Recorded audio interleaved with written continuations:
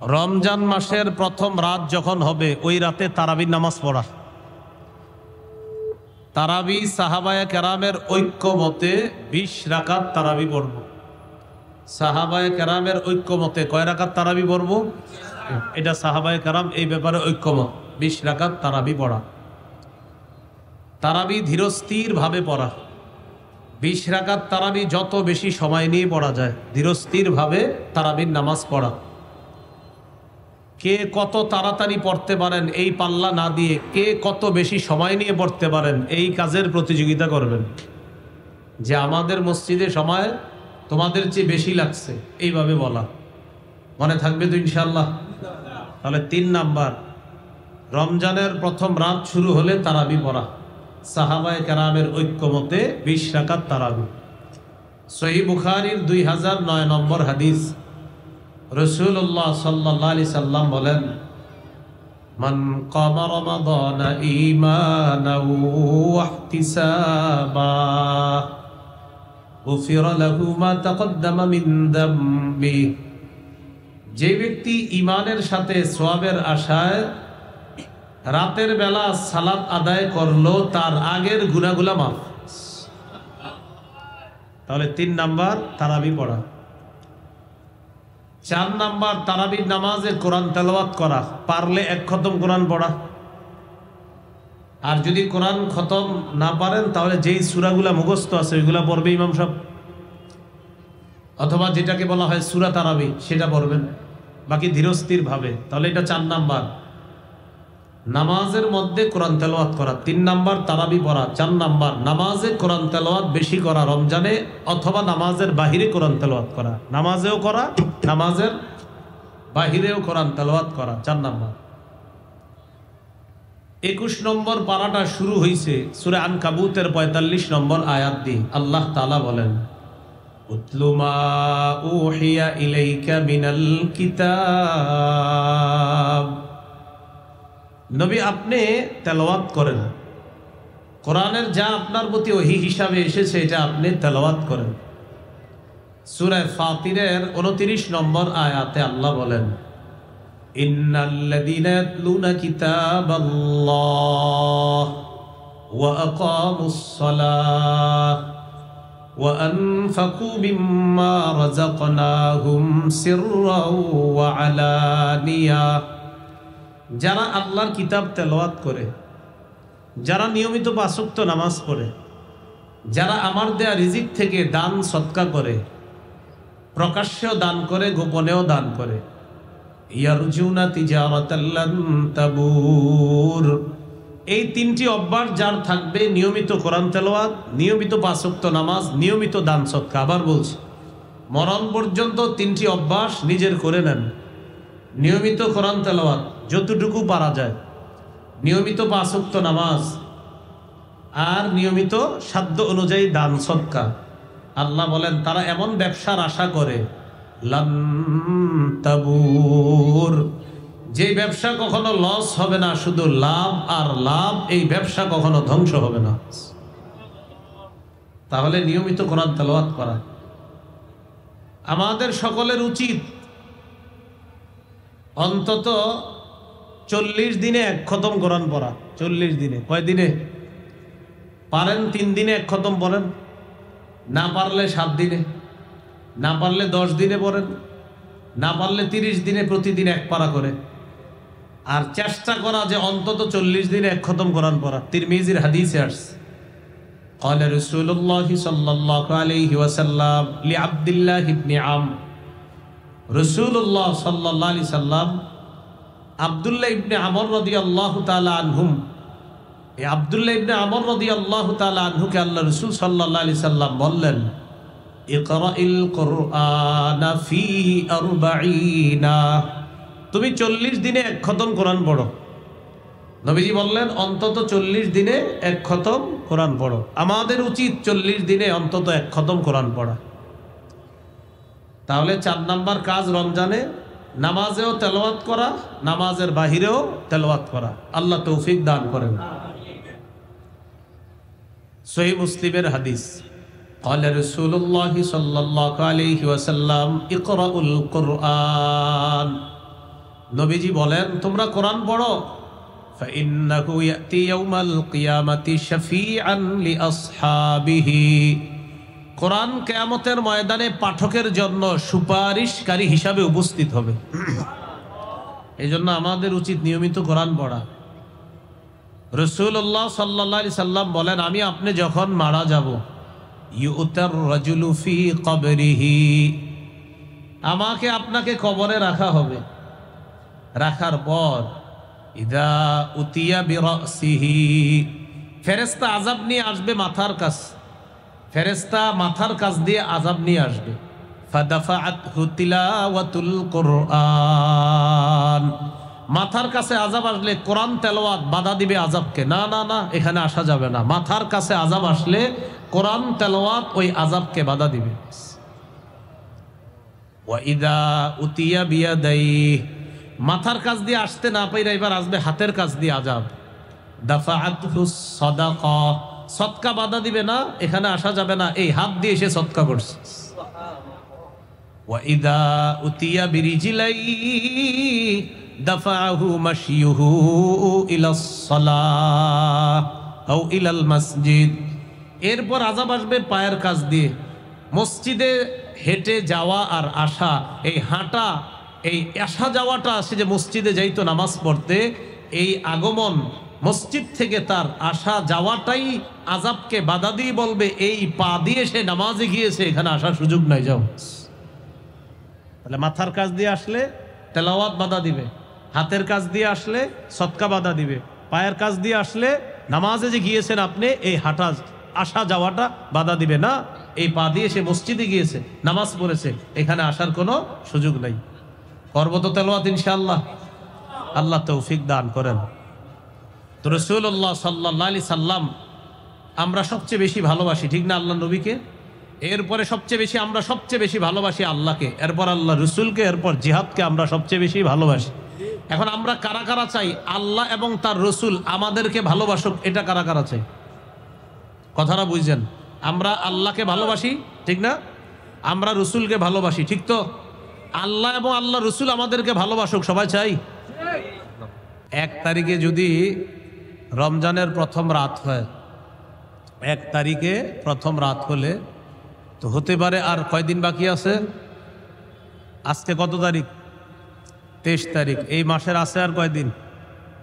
হ্যাঁ, 5 দিন। 28 তারিখে মাস শেষ। তাহলে আমরা বলতে পারি এইভাবে যে 5 দিন আর বাকি আছে। আগামীকাল বলবো আর 4 দিন বাকি, পরের দিন বলবো আর 3 দিন বাকি। এইভাবে শাবান মাস গুরুত্ব সহকারে এটার হিসাব রাখা সুন্নত।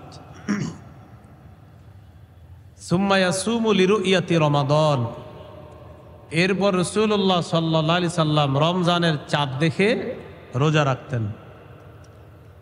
ফাইন গুম্মা আলাইহি আদ্দা সালাসিনা ইয়াউমা, আকাশ যদি মেঘাচ্ছন্ন হতো তাহলে 30 দিন গণনা করতেন। সুম্মা সামা, এরপর রাসূল সাল্লাল্লাহু আলাইহি সাল্লাম রোজা রাখতেন। এখন আমি যে কথাগুলো বলবো খুব মন দিয়ে শোনেন, সংক্ষেপে মনে রাখবেন। মৌলিক 18টা করণীয়। কয়টা মৌলিক? কয়টা করণীয়? 18টা। 1 নাম্বার করণীয় রমজানের চাঁদ দেখা, এটা আমাদের 1 নাম্বার করণীয়। সহিহ বুখারীর বর্ণনা 1909 নম্বর হাদিস, রাসূলুল্লাহ সাল্লাল্লাহু আলাইহি সাল্লাম বলেন, সুমু লিরুইয়াতিহি, তোমরা চাঁদ দেখে রোজা রাখো। ওয়া আফতিরু লিরুইয়াতিহি, চাঁদ দেখে ঈদ করো। তাহলে 1 নাম্বার কাজ পেয়ে গেলাম, চাঁদ দেখে রোজা রাখা। তাহলে আমরা চাঁদ তালাশ করব, এটা হলো 1 নাম্বার কাজ। 2 নাম্বার, চাঁদ দেখে দোয়া পড়ব, দোয়া। তিরমিজির হাদিস 3451 নম্বর হাদিস, তলহা রাদিয়াল্লাহু তাআলা আনহুর বর্ণনা, রাসূলুল্লাহ সাল্লাল্লাহু আলাইহি সাল্লাম যখন নতুন চাঁদ দেখতেন তখন এই দোয়াটা পড়তেন। চলেন আমরাও পড়ি, আল্লাহুম্মা আহিল্লাহু আলাইনা বিল ইউমনি ওয়াল ঈমান ওয়াস সালামাতি ওয়াল ইসলাম রব্বি ওয়া রব্বুকাল্লাহ। এ হলো 2 নাম্বার করণীয়। 1 নাম্বার চাঁদ দেখা, 2 নাম্বার চাঁদ দেখে দোয়া পড়া। 3 নাম্বার রমজান মাসের প্রথম রাত যখন হবে ওই রাতে তারাবির নামাজ পড়া। তারাবি সাহাবায়ে কেরামের ঐক্যমতে 20 রাকাত তারাবি পড়ব। সাহাবায়ে কেরামের ঐক্যমতে কয় রাকাত তারাবি পড়ব? এটা সাহাবায়ে কেরাম এই ব্যাপারে ঐক্যমত, 20 রাকাত তারাবি পড়া।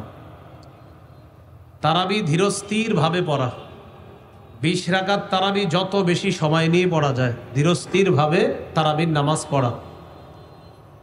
কে কত তাড়াতাড়ি পড়তে পারেন এই পাল্লা না দিয়ে কে কত বেশি সময় নিয়ে পড়তে পারেন এই কাজের প্রতিযোগিতা করবেন, যে আমাদের মসজিদে সময় তোমাদের চেয়ে বেশি লাগছে, এইভাবে বলা। মনে থাকবে তো ইনশাআল্লাহ? তাহলে 3 নাম্বার রমজানের প্রথম রাত শুরু হলে তারাবি পড়া। সাহাবায়ে কেরামের ঐক্যমতে 20 রাকাত তারাবি। সহিহ বুখারীর 2009 নম্বর হাদিস, রাসূলুল্লাহ সাল্লাল্লাহু আলাইহি সাল্লাম বলেন, মান কামা রমাদানা ঈমানান ওয়া ইহতিসাবা গুফিরা লাহু মা তাকদ্দামা মিন যামবি। যে ব্যক্তি ঈমানের সাথে সওয়াবের আশায় রাতের বেলা সালাত আদায় করলো তার আগের গুনাহগুলো মাফ। তাহলে 3 নাম্বার তারাবি পড়া। 4 নাম্বার তারাবির নামাজে কোরআন তেলাওয়াত করা, পারলে 1 খতম কোরআন পড়া। আর যদি কোরআন খতম না পারেন তাহলে যেই সূরাগুলা মুখস্থ আছে ওইগুলা পড়বে ইমাম সাহেব, অথবা যেটাকে বলা হয় সূরা তারাবি সেটা পড়বেন, বাকি ধীরস্থির ভাবে। তাহলে এটা 4 নাম্বার নামাজের মধ্যে কোরআন তেলাওয়াত করা। 3 নাম্বার তারাবি পড়া। 4 নাম্বার নামাজে কোরআন তেলাওয়াত বেশি করা রমজানে, অথবা নামাজের বাহিরে কোরআন তেলাওয়াত করা। নামাজেও করা, নামাজের বাহিরেও কোরআন তেলাওয়াত করা। 4 নাম্বার। 21 নম্বর পারাটা শুরু হয়েছে সূরা আনকাবুতের 45 নম্বর আয়াত দিয়ে। আল্লাহ তাআলা বলেন, উতলু মা উহিয়া ইলাইকা মিনাল কিতাব। নবী আপনি তেলাওয়াত করেন, কোরআনের যা আপনার প্রতি ওহী হিসাবে এসেছে এটা আপনি তেলাওয়াত করেন। সূরা ফাতিরের 29 নম্বর আয়াতে আল্লাহ বলেন, ইন্নাল্লাযীনা ইয়াতলুনা কিতাবাল্লাহ ওয়া আকামুস সালাহ ওয়া আনফাকু মিম্মা রাযাকনাহুম সিররাও ওয়া আলানিয়া।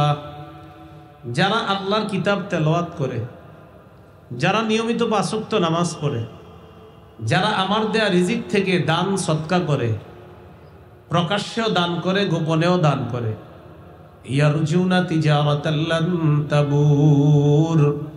এই 3টি অভ্যাস যার থাকবে, নিয়মিত কোরআন তেলাওয়াত, নিয়মিত 5 ওয়াক্ত নামাজ, নিয়মিত দান সদকা। আবার বলছি, মরণ পর্যন্ত 3টি অভ্যাস নিজের করে নেন।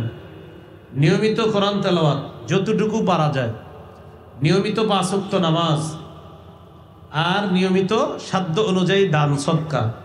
আল্লাহ বলেন তারা এমন ব্যবসার আশা করে লান তাবুর, যে ব্যবসা কখনো লস হবে না, শুধু লাভ আর লাভ। এই ব্যবসা কখনো ধ্বংস হবে না। তাহলে নিয়মিত কোরআন তেলাওয়াত করা আমাদের সকলের উচিত। অন্তত 40 দিনে 1 খতম কোরআন পড়া।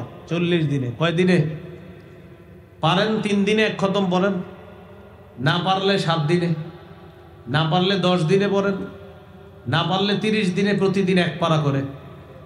আর চেষ্টা করা যে অন্তত 40 দিনে 1 খতম কোরআন পড়া। তিরমিজির হাদিসে আসছে, قال رسول الله صلى الله عليه وسلم لعبد الله بن عمرو। রাসূলুল্লাহ সাল্লাল্লাহু আলাইহি সাল্লাম আব্দুল্লাহ ইবনে আমর রাদিয়াল্লাহু তাআলা আনহুম, এই আব্দুল্লাহ ইবনে আমর রাদিয়াল্লাহু তাআলা আনহুকে আল্লাহ রাসূল সাল্লাল্লাহু আলাইহি সাল্লাম বললেন, ইকরাইল কুরআনা ফি 40।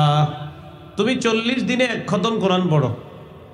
নবীজি বললেন অন্তত 40 দিনে 1 খতম কোরআন পড়ো। আমাদের উচিত 40 দিনে অন্তত 1 খতম কোরআন পড়া। তাহলে 4 নাম্বার কাজ রমজানে নামাজেও তেলাওয়াত করা, নামাজের বাহিরেও তেলাওয়াত করা। আল্লাহ তৌফিক দান করেন। সহিহ মুসলিমের হাদিস, قال رسول الله صلى الله عليه وسلم اقرأوا القرآن, নবীজি বলেন তোমরা কোরআন পড়ো। فإنه يأتي يوم القيامة شفيعا لأصحابه, কোরআন কিয়ামতের ময়দানে পাঠকের জন্য সুপারিশকারী হিসাবে উপস্থিত হবে। এই জন্য আমাদের উচিত নিয়মিত কোরআন পড়া।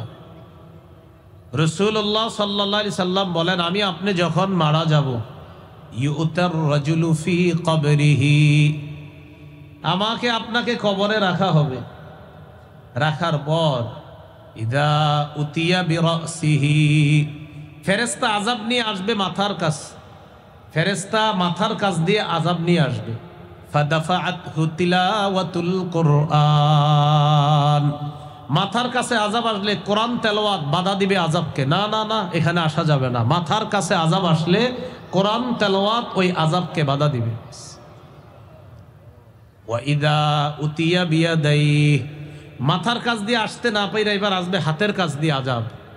দাফাআতহু সাদাকা, সদকা বাধা দিবে না, এখানে আসা যাবে না, এই হাত দিয়ে সে সদকা করছে।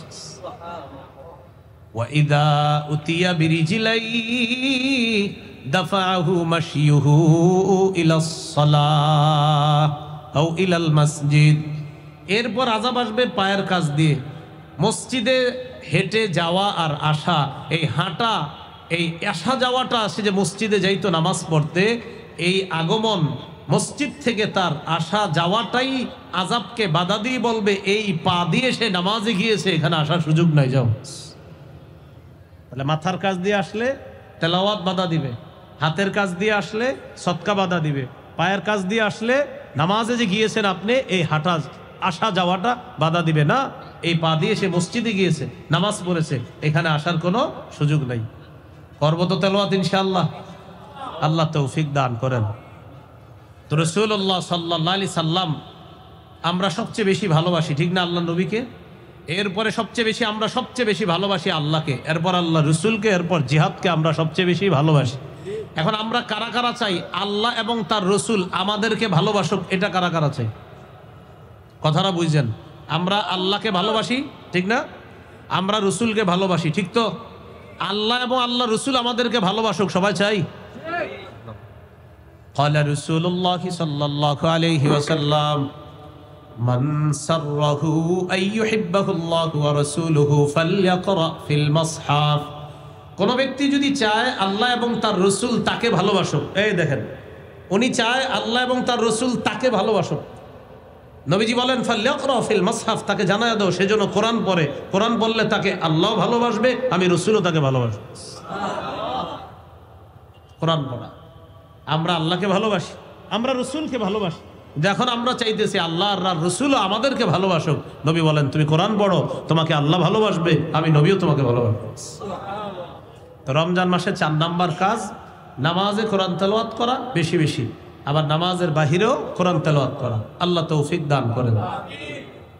কোরআন পড়ার সময় একটু সুন্দরভাবে কোরআন পড়ার চেষ্টা করব।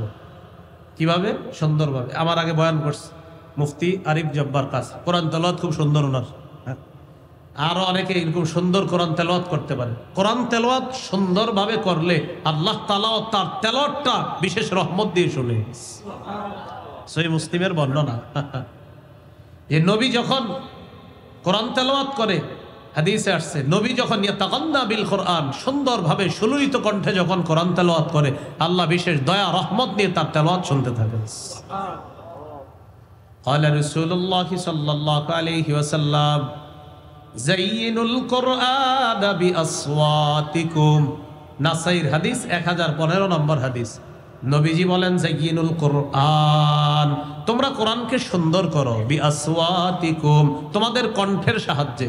এর মানে তোমরা সুললিত কণ্ঠে কোরআন তেলাওয়াত করো। সুবহানাল্লাহ। তোমরা কোরআনকে সুন্দর করো কণ্ঠের সাহায্যে, আওয়াজের মাধ্যমে। উদ্দেশ্য হলো সুললিত কণ্ঠে তোমরা কোরআন পড়ো। তাহলে একটু সুন্দরভাবে কোরআন পড়বো তো ইনশাআল্লাহ। এবার বলেন ধীরস্থির ভাবে কোরআন পড়বো, বলেন কিভাবে কোরআন পড়বো? ধীরস্থির ভাবে পড়েন। আল্লাহ তাআলা বলেন সূরা মুজাম্মিলের মধ্যে, ওয়ারাত্তিলিল কুরআনা তারতিলা। নবী আপনি ধীরে ধীরে কোরআন পড়েন, আপনি ধীরে ধীরে কোরআন পড়েন। তারাবিতে যে হাফেজ সাহেবরা কোরআন তেলাওয়াত করবে তারা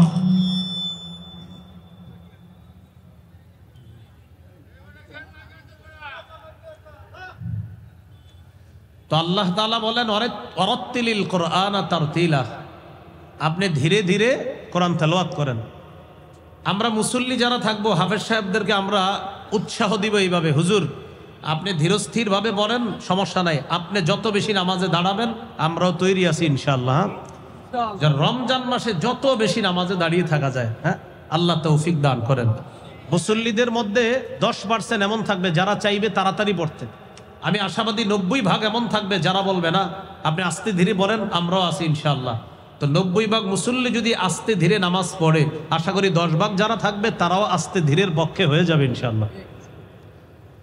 ওয়ারাত্তিলিল কুরআনা তারতিলা, আল্লাহ তাআলা বলেন আপনি ধীরে ধীরে কোরআন পড়েন। আল্লাহ আমাদেরকে ধীরে ধীরে কোরআন পড়ার তৌফিক দান করেন। সফরে যখন থাকবেন তখনও সুন্দরভাবে কোরআন পড়বেন। বাসে বসে রয়েছেন, গাড়িতে চলতেছেন, তখনও কোরআন পড়বেন। আব্দুল্লাহ ইবনে মুগাফফাল রাদিয়াল্লাহু তাআলা আনহু তিনি বলেন, রাআইতু রাসূলুল্লাহি সাল্লাল্লাহু আলাইহি ওয়াসাল্লাম ইয়াকরাউ ওয়া হুয়া আলা নাকাতিহি আও জামালিহি। আমি নবীজিকে দেখেছি উটনির উপরে অথবা ওটের উপরে বৈশা আল্লাহ রাসূল কোরআন পড়তেছে। ওটের উপরে বৈশা নবী কোরআন পড়তে, না পুরাটা শেষ করিনি হাদিস। ওয়াহিয়া তাসিরু বিহি, ওট আল্লাহ রাসূলকে নিয়ে চলতেছে আর নবী তেলাওয়াত করতেছে। তাহলে ওট নবীরে নিয়ে চলতেছে আর নবীজি তেলাওয়াত করতেছে। সাহাবী বলেন কিভাবে তেলাওয়াত করতেছিল জানো? আমি নবীজিকে শুনলাম নবীজি সূরাতুল ফাতহি তেলাওয়াত করতেছে। 26 পারায় দেখবেন একটা সূরা আছে, কি নাম? সূরাতুল ফাতহি। 26 পারার 10 নম্বর পৃষ্ঠাটা যেই সূরা দিয়ে শুরু হয়েছে এই সূরাটার নাম সূরাতুল ফাতহি। আমি নবীজিকে শুনলাম নবী সূরা ফাত তেলাওয়াত করতেছে। জানো কিভাবে?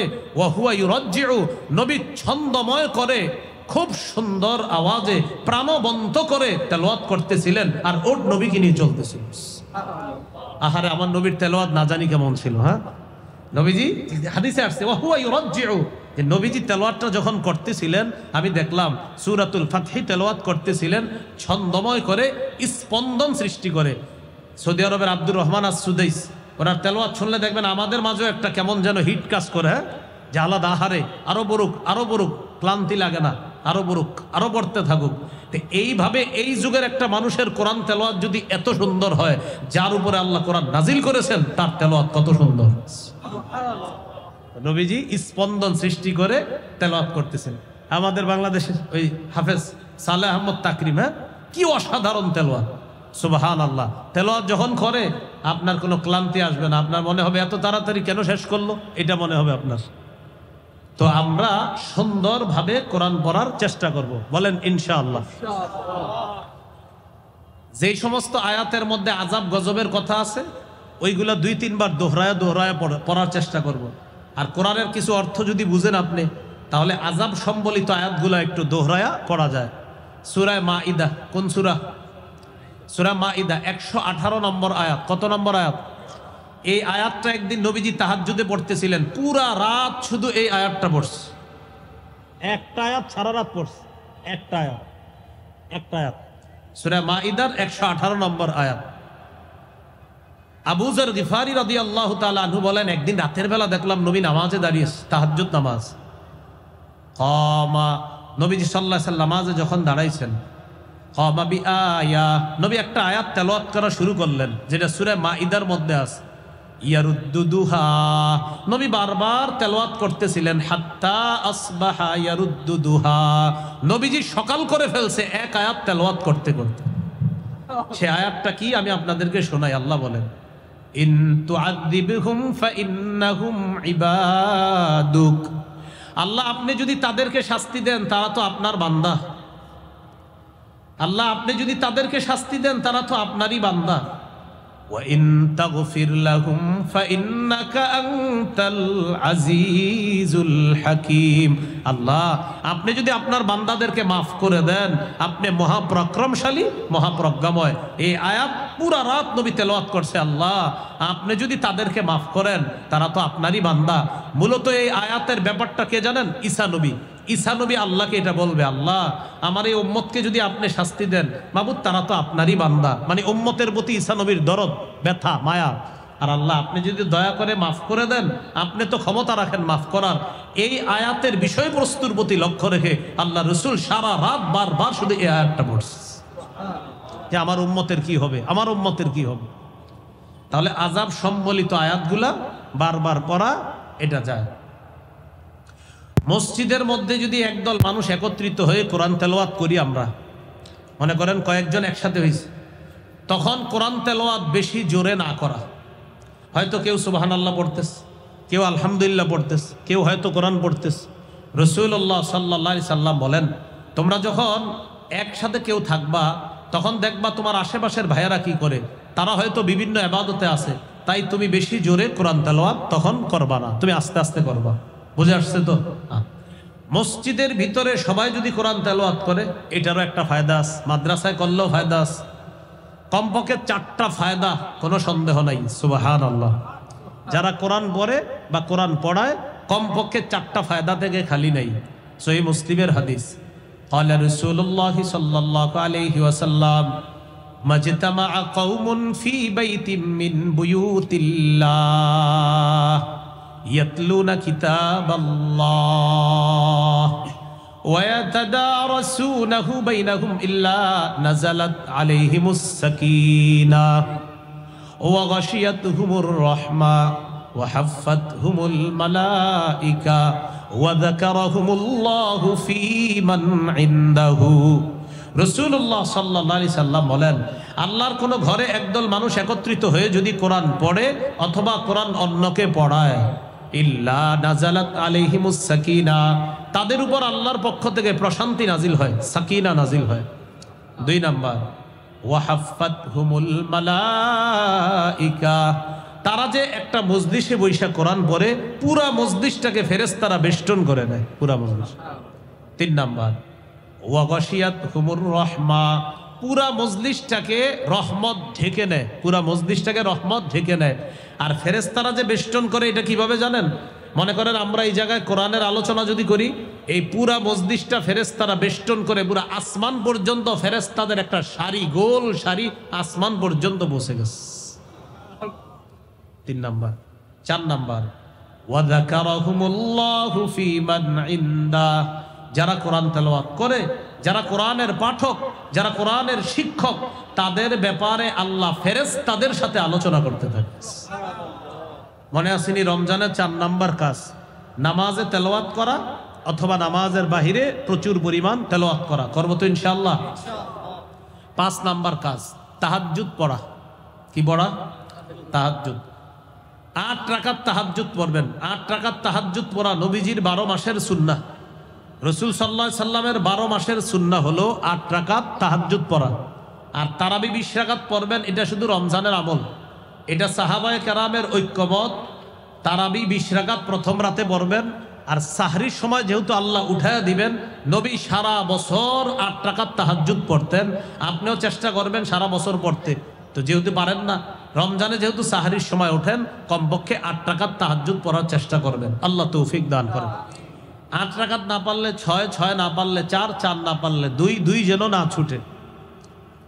তিরমিজির হাদিস 2616 নম্বর হাদিস, রাসূলুল্লাহ সাল্লাল্লাহু আলাইহি সাল্লাম বলেন, আলা আদুল্লুকা আলা আবওয়াবিল খাইর। নবীজি বলেন কল্যাণের দরজা হলো 3টা, আমি কি তোমাকে কল্যাণের দরজা সমূহের কথা বলবো না? সবক শিখি আমরা, কল্যাণের দরজা কয়টা? 3টা। 1 নাম্বার আস-সাওমু জুন্নাহ, 1 নাম্বার কল্যাণের দরজা হলো রোজা রাখা। 2 নাম্বার ওয়াস-সাদাকাতু তুতফিউল খাতিআতা কামা ইউতফিউল মাউন নার। 2 নাম্বার কল্যাণের দরজা সদকা করা। নবীজি বলেন পানি আগুনকে যেমন নিভিয়ে দেয়, সদকা মানুষের পাপগুলাকে ধুয়ে মুছে সাফ করে দেয়। 3 নাম্বার ওয়াসালাতুর রাজুলি মিন জাওফিল লাইল, রাতের বেলা তাহাজ্জুদ পড়া। আপনার যদি ঘরে বরকত প্রয়োজন হয় 3 আমল বাড়ায় দেন, রোজা রাখেন, সদকা করেন, তাহাজ্জুদ পড়েন, আল্লাহ তৌফিক দান করেন। তাহলে 3 নাম্বার আমল তারাবি পড়া, 4 নাম্বার তারাবিতেও তেলাওয়াত করা, তারাবির বাহিরেও তেলাওয়াত করা, 5 নাম্বার তাহাজ্জুদ পড়া। তারাবি 20 রাকাত পড়বো, সাহাবায়ে কেরামের ঐক্যমত, এটা রমজানের আমল। আর তাহাজ্জুদ 8 রাকাত পড়বো, এটা নবীর সুন্নাহ, 12 মাসের আমল। চেষ্টা করব রমজানে আমল করতে ইনশাআল্লাহ। 6 নাম্বার সাহারি খাবো। অনেকে পালোয়ানগিরি দেখায় সাহারি খায় না, যে আমি না খায় রোজা রাখছি। কে বলছে আপনারা না খাইতে? হ্যাঁ, এটা করবেন না, খাবেন। সহিহ বুখারীর বর্ণনা 1921 নম্বর হাদিস, আন যায়েদ ইবনে সাবিত রাদিয়াল্লাহু তাআলা আনহু قال তাসাহহারনা মা রাসূলিল্লাহি সাল্লাল্লাহু আলাইহি ওয়াসাল্লাম। যায়েদ ইবনে সাবিত রাদিয়াল্লাহু তাআলা আনহুর বর্ণনা, তিনি বলেন আমরা রাসূলুল্লাহ সাল্লাল্লাহু আলাইহি সাল্লামের সাথে সাহরি খেয়েছি, এজন্য আমরাও কি খাবো? সাহরি খাবো। সহিহ বুখারীর 1923 নম্বর হাদিস, قال رسول الله صلى الله عليه وسلم تسحروا فإن في السحور بركتان। নবীজি বলেন তোমরা সাহরি খাও, সাহরির মধ্যে বরকত আছে। আরেকটা গুরুত্বপূর্ণ কথা মনে রাখবো, আমরা সাহরিতে খেজুর খাবো। বলেন সবাই কি খাবো? হ্যাঁ, সাহরির সময় আমরা খেজুর খাবো সবাই, বলেন ইনশাআল্লাহ। قال رسول الله صلى الله عليه وسلم نعم سحور المؤمن التمر। নবীজি বলেন সাহরির সময় খেজুর খাওয়া এটা মুমিনের কতই না উত্তম খাদ্য। ইলিশ মাছ, গরুর গোশত, মুরগি যাই খান, খেজুরও খাবেন, এটা অবশ্যই খাবেন। সাহরির সময় খেজুর খাবেন, আল্লাহ তৌফিক দান করেন। খেজুর তো 12 মাস খাওয়া দরকার। প্রতিদিন সকালে খালি পেটে 7টা খেজুর খাওয়া উচিত আমার, আপনার, সকলের, আমাদের। 7টা আজোয়া খেজুর যদি খাইতে পারেন প্রতিদিন, লাম ইয়াদুররুহু সুম্মুন, তাকে বিষও কোনো ক্ষতি করবে না। বিষ কি ক্ষতি করবে না? আবার খায়েন না, মানে বিষ কিন্তু খায়েন না, এটা গুরুত্ব বুঝাইছে রাসূল সাল্লাল্লাহু আলাইহি সাল্লাম। তাহলে খেজুর এটা নিয়মিত খাওয়া। গর্ভবতী মা বোনদেরকে খেজুর খাওয়াবেন, তেঁতুলে মেধা কমে, গর্ভস্থিত সন্তানেরও মেধা কমে। খেজুর খাওয়াবেন, খেজুরে মেধা বাড়বে ইনশাআল্লাহ। ঈসা নবী যখন তার আম্মার পেটে, ঈসা নবীকে আল্লাহ বললেন ফাকুলি ওয়াশরাবি, তুমি খাও, পান করো। খাবে কি? খেজুর খাও, পান করবা, ঝর্ণার পানি পান করবা। খেজুর গাছের নিচে বসা ছিল। আমার কথা হলো, এত খাদ্য থাকতে আল্লাহ ঈসা নবীর আম্মার জন্য খেজুর নির্বাচন করলেন কেন? এখান থেকে বোঝা যায় গর্ভবতী মায়াতের খাদ্য হলো খেজুর। তেঁতুলের আচার খাইতে চাইলেও কিনে দিবেন না, খেজুর কিনে দিবেন। আল্লাহ আমাদেরকে কথাগুলা মনে রাখার তৌফিক দান করেন। 7 নাম্বার রোজা রাখা। সাহরি খাইলেন, খাওয়ার পর রোজা রাখবেন। প্রথম রোজা শুরু হলো আপনার। সহিহ বুখারীর বর্ণনা 1901 নম্বর হাদিস, রাসূলুল্লাহ সাল্লাল্লাহু আলাইহি সাল্লাম বলেন মান সামা রমাদানা ঈমানা ওয়া ইহতিসাবা গুফিরা লাহু মা তাকদ্দামা মিন যামবি। যে ব্যক্তি ঈমানের সাথে সওয়াবের আশায় রমজানের রোজা রাখলো, তার আগের গুনাহগুলো মাফ। 8 নাম্বার দান করা। কি করা? দান করা। রমজানে দানের মাত্রাটা বাড়ায় দিবেন। সহিহ বুখারীর 6 নম্বর হাদিস, কানা রাসূলুল্লাহ সাল্লাল্লাহু আলাইহি ওয়াসাল্লাম আজওয়াদান নাস। এই পৃথিবীতে যত মানুষ আছে সবার মাঝে রাসূলুল্লাহ সাল্লাল্লাহু আলাইহি সাল্লাম সর্বশ্রেষ্ঠ দানশীল মানুষ ছিলেন। ওয়া কানা আজওয়াদা মা ইয়াকুনু ফি রমাদান। রমজানে নবীজির দান করার মাত্রাটা আরো বেড়ে যেত। তাহলে রমজানে আমরা দান করব। 9 নাম্বার বেশি বেশি নফল ইবাদত করা। আবু দাউদের 864 নম্বর হাদিস, কিয়ামতের ময়দানে আদম সন্তানের সর্বপ্রথম নামাজের হিসাব হবে। ফরজ নামাজে যদি ঘাটতি থাকে, আল্লাহ বলবেন নফল ইবাদতগুলো দেখো। এই নফলের মাধ্যমে আতিম্মু ফরিদাতাহু মিন তাতাওউহি, আমার বান্দার নফলের মাধ্যমে ফরজের ঘাটতি পূরণ করে দাও।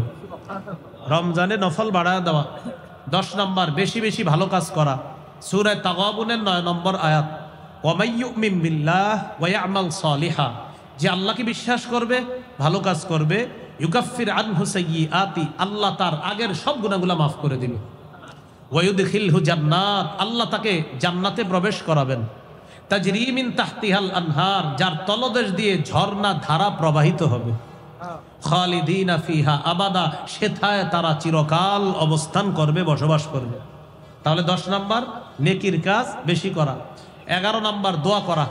2টি দোয়া বেশি বেশি করব, বলেন আমার সাথে, আল্লাহুম্মা ইন্নী আসআলুকাল জান্নাহ ওয়া আউযু বিকা মিনান নার।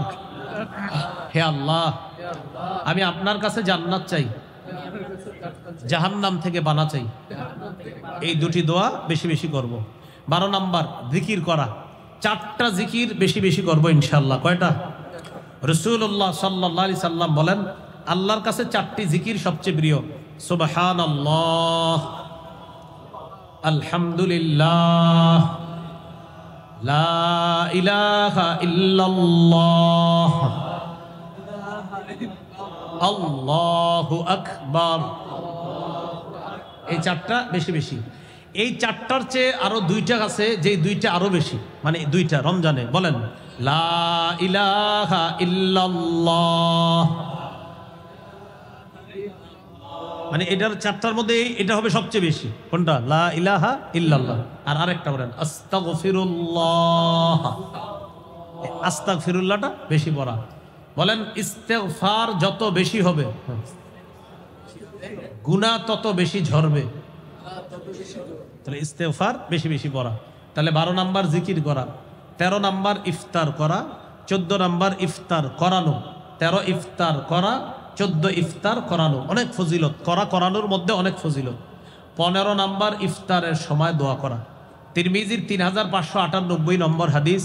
এই হাদিসে আসছে 3 ব্যক্তির দোয়া ফেরত দেওয়া হয় না। 1 নাম্বার আস-সাইমু হাত্তা ইফতিরা, রোজাদার যখন দোয়া করে তার দোয়া ফেরত দেওয়া হয় না। 2 নাম্বার ওয়াল ইমামুল আদিল, ন্যায়পরায়ণ পুরুষ শাসকের দোয়া ফেরত দেওয়া হয় না। 3 নাম্বার ও দাওয়াতুল মাজলুম, মাজলুমের দোয়া ফেরত দেওয়া হয় না। তাহলে 13 ইফতার করা, 14 ইফতার করানো, 15 ইফতারের সময় দোয়া করা, 16 শেষ দশকে ইতিকাফ করা। সহিহ বুখারীর 2033 নম্বর হাদিস। কানা রাসূলুল্লাহ সাল্লাল্লাহু আলাইহি সাল্লাম ইয়াতাকিফু ফিল আশরিল আওয়াখির মিন রমাদান, নবী রমজানের শেষ দশকে ইতিকাফ করতেন। 17 নাম্বার লাইলাতুল কদর তালাশ করা। সূরা কদরের 3 নম্বর আয়াত, লাইলাতুল কদরি খায়রুম মিন আলফি শাহর, কদরের রাত 1000 মাসের চাইতে উত্তম। রাসূলুল্লাহ সাল্লাল্লাহু আলাইহি সাল্লাম বলেন মাইয়াকুম লাইলাতুল কদরি ঈমানা ওয়া ইহতিসাবা, যে ব্যক্তি ঈমানের সাথে এবং সওয়াবের আশায় লাইলাতুল কদর জাগ্রত হবে তার আগের গুনাহগুলো মাফ করে দেওয়া হবে। 18 নাম্বার সদকাতুল ফিতির আদায় করা। আলেমদের সাথে পরামর্শ করে সদকাতুল ফিতিরটা আমরা আদায় করে দিব। সংক্ষেপে 18টা কথা বললাম, আমরা মনে রাখবো ইনশাআল্লাহ। আল্লাহ তাআলা আমাদের সকলকে যে কথাগুলো শুনলাম বললাম আমরা যেন আমল করতে পারি, আল্লাহ তৌফিক দান করেন। 6টা বর্জনীয় আছে, সংক্ষেপে বলে ফেলি। 6টা বর্জনীয়। 1 নাম্বার ঝগড়া বর্জন করা, 2 নাম্বার অনর্থক কথা বর্জন করা, 3 নাম্বার মিথ্যা বর্জন করা, 4 নাম্বার গীবত বর্জন করা, 5 নাম্বার লৌকিকতা বর্জন করা, 6 নাম্বার অপচয় বর্জন করা। 1 নাম্বার ঝগড়া বর্জন করা, 2 নাম্বার অনর্থক কথা বর্জন করা, 3 নাম্বার মিথ্যা বর্জন করা, 4 নাম্বার গীবত বর্জন করা, 5 নাম্বার লৌকিকতা বর্জন করা, 6 নাম্বার আপনার অপচয় বর্জন করা। অপচয় করা যাবে না। এই 6টা সংক্ষিপ্ত কথা। আরো ইনশাআল্লাহ দেখেন কোথাও কোথাও পেয়ে যাবেন আলোচনায়। 6টার বিস্তারিত পাবেন আর ওই 18টারও বিস্তারিত পাবেন। এখানে আমরা সংক্ষেপে জানলাম। আল্লাহ আমাদের সকলকে যে কথাগুলো শুনলাম বললাম আমল এবং বর্জনগুলা বর্জন করার তৌফিক দান করেন।